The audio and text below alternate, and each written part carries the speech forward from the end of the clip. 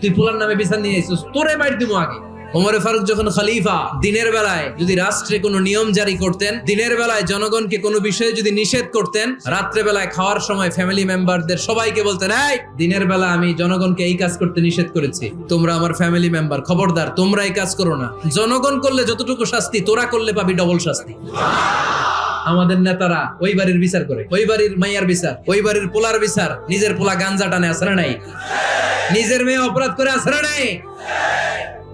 কি নেতা ছিলেন ওমরে ফারুক, নিজের ছেলেকে 80টা বেত মেরেছেন। ওমরে ফারুক রাদিয়াল্লাহু তাআলা আনহুর ছেলে আব্দুর রহমান ছিলেন মিশরে, ওখানে নাবিজ খেয়েছিলেন। নাবিজ হচ্ছে আরব দেশের লোকেরা দুধের মধ্যে শক্ত খুরমা রাত্রেবেলা ঢেলে দিত, ঢেলে দিলে সারা রাত ওই খুরমার রসটা দুধের সাথে মিশে দুধটা লাল হয়ে যেত, এটারে সকালবেলা খেত, খুব সুস্বাদু, এটাকে বলে নাবিজ। কিন্তু এটা রাতে ভিজাইলে সকালেই খাইতে হয়, রেখে দিলে আবার একটু সমস্যা হয়, এটা অনেকটা তারির মতো হয়ে যায়, মাতলামি চলে আসে।